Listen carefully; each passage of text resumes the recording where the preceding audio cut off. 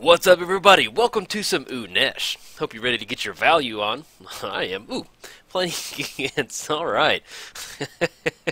I forgot how to say his name, and I butchered it really bad last time, so I'm not even going to pronounce it. So, as far as opening hand goes, we've got, we'll keep on this. We've Cryptic Command, Frozen Aether, Clever Imposter, Impersonator. I would love to have some sort of artifact ramp, but hey, we'll make it work.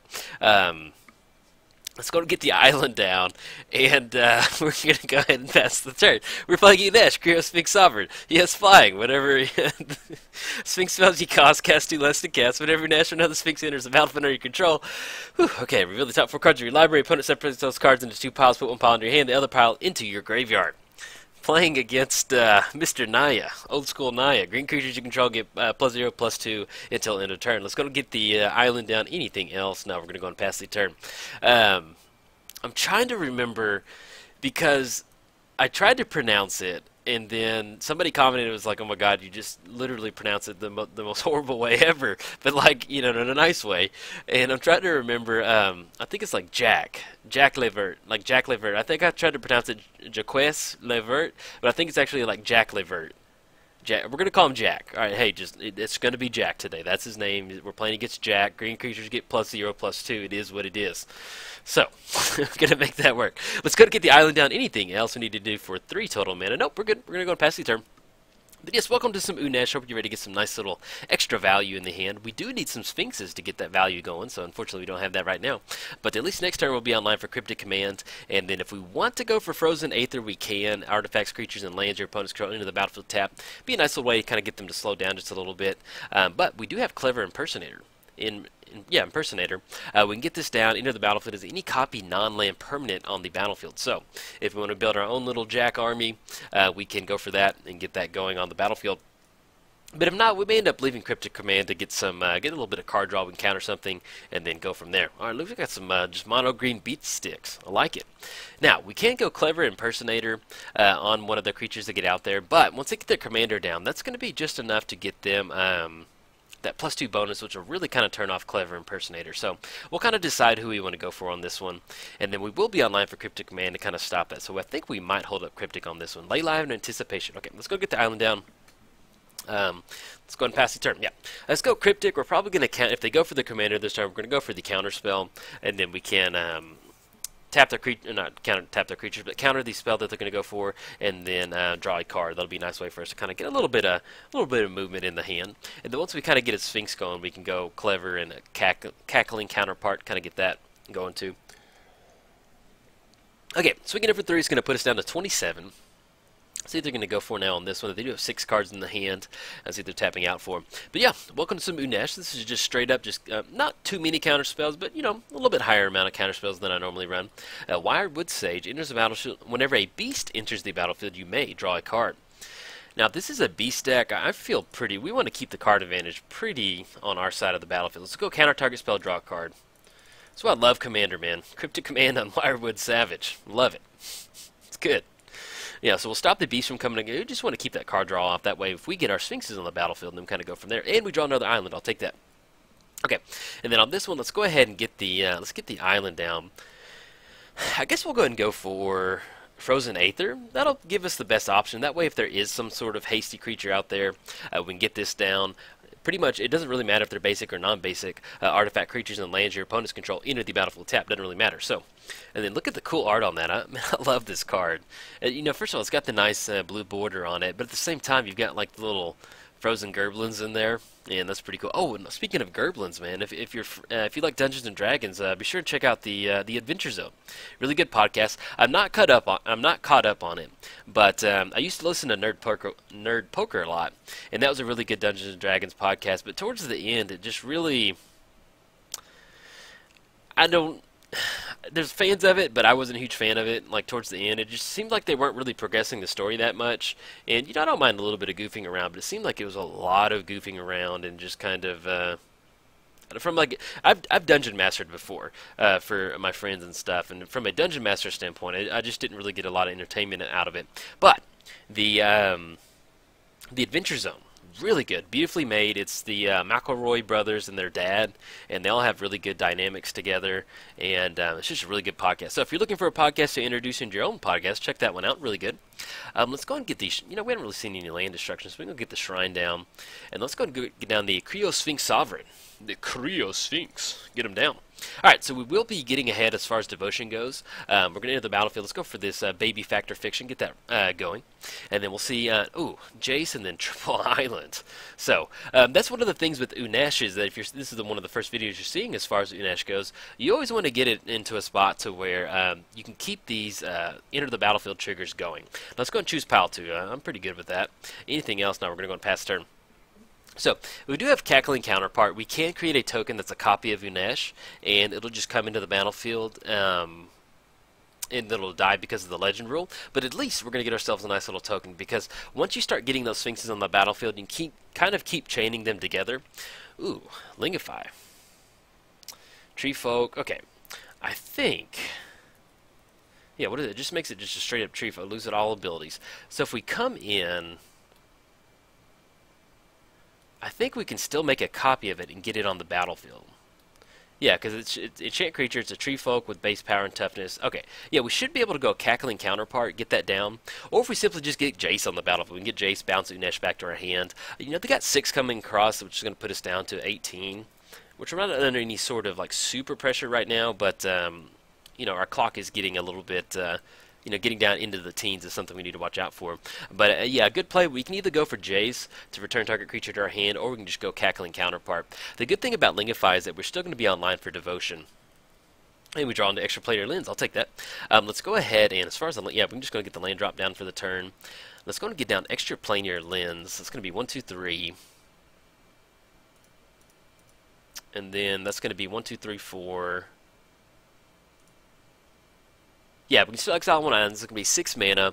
And we can get down Jace and still get some nice devotion going too. Let's go and exile one of the islands right there. See if they knew response. Yes, we're going to use that ability. Let's go 1, 2, 3, 4. Let's get down Jace. Then we want to just straight up bounce Unesh back to the hand. Be able to tap for 3 more. We can make a copy of Unesh. We can actually go Crackling Counterpart and take care of the Jack over there, and then get that on the battlefield, and then it'll just send it back to the command zone, and we'll get a nice little Factor Fiction. But that puts us in a spot that we're going to have to brainstorm. They're going to have to swing in at Jace with the Tusker. Let's go ahead. Let's go brainstorm. Yeah, let's draw 3 cards, or we could just bounce something back to the hand. Yeah, let's go and bounce, return the creature back to the hand. Let's send Jack back to the hand. Yeah, let's go for that. I like that. Let's send Jack back to the hand. We will be online for the Cackling Counterpart to make a copy of Unesh, and then, if it dies, it'll go back to the command zone, and we'll have a copy of it. We'll still get that Factor Fiction, and then we'll also be able to kind of chump block on the Tusker, or we can at least declare a blocker if we want to. Alright, so we got Jace bouncing Jack back to the hand. Okay. And then anything else? No, we're good. We're going to go and pass the turn.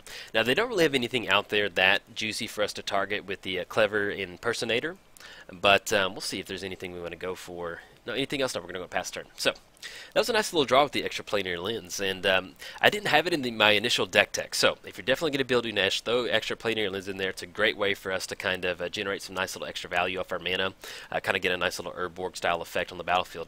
Chaos Warp on Jace. Yeah, that's okay. And then Serum Vision was the reveal. Reveal the top card. It was the permanent put on the battle. Okay, so we do have Serum Visions on top.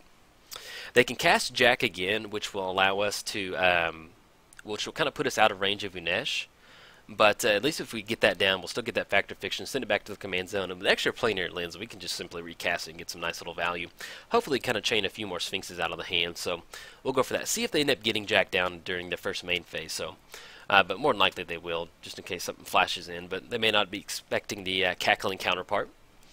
Tapping out for 2 mana right now. And that's the good thing about running stuff like Clever Impersonator. We can copy one of our Sphinxes, if it's a nice little utility Sphinx. But at the same time, if it's something else on the battlefield, then we can just kind of come in as our copy of our opponent's Planeswalker. Okay, swinging in. So we can declare blocker, but let's see if we can't go ahead and take care of the Stirring Wildwood. I think I like that line of play before we go to blockers. Let's go Cackling Counterpart, choosing Unesh. It's going to be 1, 2, 3. and they did not get Jack down. We're going to go and keep the copy. Send the other one back to the command zone. Get ourselves a nice little factor. Hey, Jace. Jace wanted to come back. Jace said no. Hey, I want round 2. Not cool. Okay, but not really. In all seriousness, we do have the Avenger and Serum Visions. I think that would be a better line of play to go for. We're going to be able to take care of the Stirring Wildwood. We can bounce something back to the hand. We get an extra Factor Fiction with the Avenger. And we'll have a surge cost with these Serum Visions. We're going to choose pile 1 on this one. Yep, I like that. It's a little bit more value, but I just really like that Jace is just like, round 2, buddy. Can't get rid of me. One of my favorite Magic moments was I was playing Breon WrestleMania, and our opponent had, and they can go for the Hollow. Okay, they're going to regenerate on that one. At least we'll go and force that. It's only a 3-4 right now. But yeah, I was playing Breon WrestleMania, and I was playing against Avacyn, the Indestructible Avacyn, or something like that. What was it? It was somebody, but basically I threw it at him with Breon WrestleMania, and then they may have been Avacyn, and then they reanimated it, and I gained control again and threw it again, and to this day, it's still just one of my favorite Magic moments. Let's go and get the island down. We can go and start swinging in for 4 if we want to. Let's go and go Serum Visions. Let's draw an extra card. That's going to give a nice little surge cost for the Avenger. Ancient Tomb. Let's go ahead and put that on the bottom. Let's put Ancient Tomb on top. Let's get the Avenger down for the surge cost for 1 mana. Oh, just look at that value. Yes. Get an extra Factor Fiction. And see how they want to split it out. Ancient Tomb would be a nice thing for us to go for, but with the extra planar lens out there, we have the islands kind of rocking and rolling. We're good for that. So really, you just want to keep these chains going, and we still have another Sphinx in the hand too. So, okay, let's go ahead and choose Rising Scholar. Let's go ahead and get the High Arbiter. I like pile 2. Let's go for the High Arbiter. It's going to be 5 total mana. 1, 2, 3, 4. And this is where you just start generating just insane value. And then let's go ahead and we're going to choose a card with your opponents can't cast the chosen card. Sack a beast, you gain 4 life. Let's go ahead and choose the choose Jack. We're going to get another Factor Fiction. Frantic Search, Elder Deep Fiend. We can untap some lands. Elder Deep Fiend. Oh, the humanity. This is getting ugly. I love it. You can see we're getting Unesh down. You know, it looked like, we're playing against an older style Naive commander, so it's not like we're going to the races with this deck. But you can see as far as a value engine, what kind of value we're establishing right now, it's just really good. Okay, and then I think what we may end up doing is going for a Factor Fiction because we can untap up to 3 target lands. Let's go and choose pile 1. Well, if we go for Elder Deep Fiend, we can sack something and kind of keep their opponents tapped down. I'm swinging in. Let's go pile 2. I like that. I like having access to Elder Deep Fiend. Then we can tap for, we have 1, 2, 3, 4, 5, 6 total mana we can generate. Let's go and go Shrine off this one. It's going to be 1 and then 2. And we have 7 total mana. Let's go ahead and get the Sphinx down. And then we're going to be able to draw a card, put a +1 counter on it. Nice little 6/6 body. And our opponent's being a super sport on this. I really appreciate that to our opponent out there. And then this is just one of those times where, I hate generating this much value, but we're just going to keep generating value until we can. Our opponent's hand was, I think it was 2 lands and the Sack Beast and Jack. So we're in a pretty good little spot. Let's go and take pile 1. Normally you'd probably go for the other one. Let's go and get down the Gilded Lotus. That's going to be 1, 2, 3. It's enough value for now. Let's go and swing in with Unesh, the copycat Unesh. Let's go and swing in for 4. That puts us online for counter spell to kind of stop anything from coming in. And then next turn we're going to have 10. We'll have 18 coming across.